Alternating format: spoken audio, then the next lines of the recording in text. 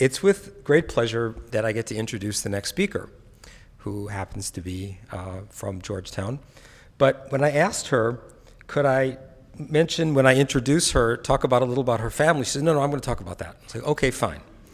And then I said, well, what about some of your hobbies that you've been really into that, no, I want to talk about that. What about your relationship with your little sister? That you can talk about. So it's really an honor to invite you to hear a little bit about what it's like to be a patient from Haley Ashton.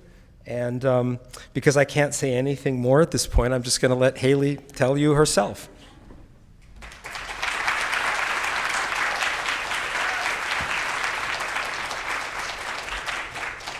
Hi, thank you. It's been really nice being here today and getting to listen to all the research that's being done. It's really inspiring for me as someone who is going through cancer. And as I've been told many times, I'm actually in a very unique position because not only am I going through cancer, but around 40-something years ago, my mom fought B-cell ALL leukemia herself. So I grew up hearing stories about what she went through and her fight with ALL. And then in 2017, my little sister Mila was also diagnosed with ALL. So I went through the process of now being a sibling of someone who was fighting cancer. And she's here today, cancer-free, almost 5 years of being cancer-free.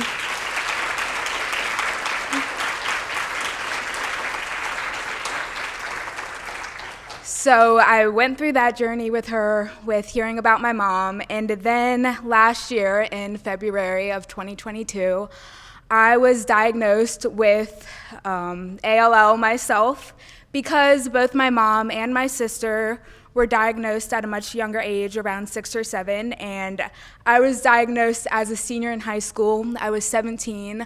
Mine is high risk just because I was older, bigger body and all of that, more to tackle. But it started out my senior year of high school. I was very active. I've been a dancer forever, so I was going to dance competitions, dance rehearsals regularly. I was preparing to graduate, a whole bunch of stuff. And all of a sudden, I just didn't have any energy to do anything. Which was really weird for me, trying to go to class and just listen and learn or do a simple dance, and I couldn't do any of that. It was really hard to slow down at such an important part of my life where there were so many lasts that were coming up, my last dance recitals and my last dance competitions. I was getting ready for those things. So originally I was diagnosed with mono. They said that was the reason I was so tired and so fatigued. Also a little bit of anemia, no biggie. I went to the hospital. They didn't find any leukemia cells at that point. They said it's just mono. Hopefully, here's a blood transfusion. Maybe you'll be good. Didn't get better though. And so I went back in, and that mono had turned into acute lymphoblastic leukemia. And so I went through the treatments, the methotrexate, the vincristine. The steroids were one of those big things, the insomnia, keeping me up all night, the appetite of a bulking football player. I ate a lot, and I still do whenever I'm on steroids. I look forward to seeing what I will be eating at 3 a.m. next week. I know last time it was crab legs, I believe, so hopefully we have some good stuff in the fridge. If not, we'll need to stock up. I went through high-dose methotrexate most of last summer, so I'd spend about a week in the hospital, and then I'd get out and get to hang out with my friends, and then back in the hospital, and I just kept repeating that.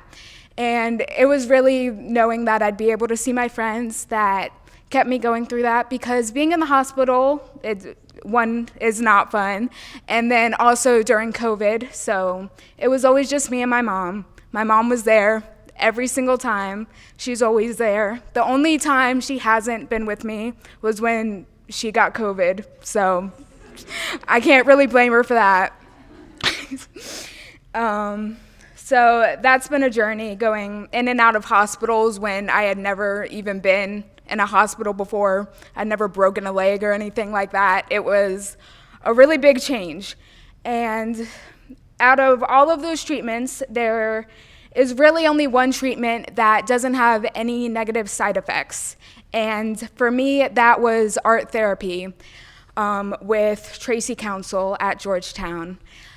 Every time I go to Georgetown, when I go there next week, I'm not thinking about the chemo that I'm going to get. I'm thinking about the next art project I'm going to do. I'm choosing between if I'm going to make a mosaic or a poster or just anything. Not sure what I'll do next week yet. I will keep you updated on that. But yes, and when Tracy was there running art therapy, you forget why you're in the hospital. She gives you something else to think about for a little bit, as do all of the staff, Dr. Sarangi and my wonderful NP, Jennifer. I love you both. They take very good care of me at Georgetown, along with Dr. Turetsky. I couldn't imagine getting my treatment in a better facility. So that's the way it was. I literally spent a week getting high-dose methotrexate, decorating my graduation cap, and then the next day I walked across stage, received my high school diploma. I just finished my first semester of college. Thank you. I currently go to the University of Maryland, Baltimore County, where I am working on my undergraduate in psychology. I get to stay in a dorm and have an almost full college experience. I wasn't allowed to ride the mechanical bull. And I do still sometimes get a little tired walking up the stairs every now and then, but I look forward to when I can get my port out, hopefully ride that bull. And I'm going to my final dance competition with my friend in Florida coming this summer. So I'm excited to that. I can't death drop either, or else I would pull out those moves right now. But I promise when I get my port out, that will be the first thing I do. So thank you so much. It's been really nice being here and hearing everything.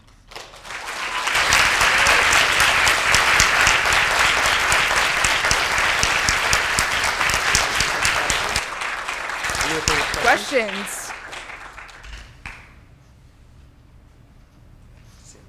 Any questions?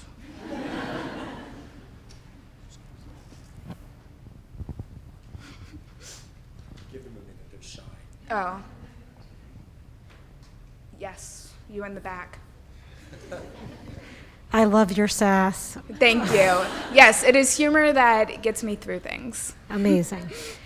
So I want to know your experience. I haven't heard this often, that a child will say their parent had leukemia, so you already had that kind of in your background knowledge. How did that, do you think, play into your fears or comfort with when you were diagnosed, having gone through it with your mom and your sister first, if I'm right? Yes. So for my mom, whenever she would talk about it, I really didn't understand anything. I mean, it was so long ago. So long ago, so many years. It's not something I could comprehend when I didn't have any previous experience. It's really the experiences I had with my sister that she was treated at Georgetown too. So I knew the facility, I knew the staff. I didn't know much about the treatment, but I knew she came out okay, and I knew she came out okay. So I knew I would come out fine as well. That's never what I was worried about when I was going through treatment. It was more so worrying about missing the things such as graduation, prom, but I went to all of those things, so everything turned out great.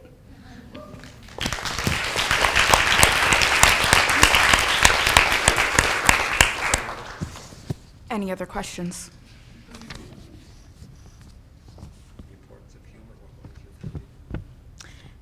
The importance of humor while going through therapy. You mean you want me to talk about that? Yes. I can talk about that. I mean, it may not be something that everyone, there's different approaches, because some people may want to be more direct with it. They may just want to know, hey, this is what I'm going through. It's really easy to get depressed and sad about everything you can't do.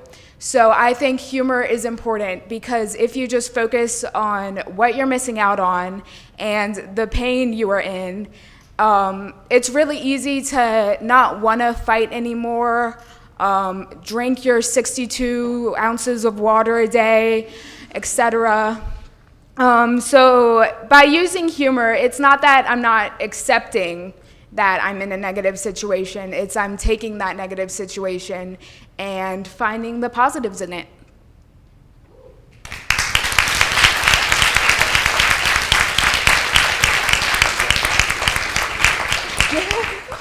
I have a captive audience, so while I have your attention, no, I don't think there is anything else to say, but if you are interested, my sister recently got her Make-A-Wish granted, and we got to go to Honolulu, Waikiki, Hawaii, so that was fun.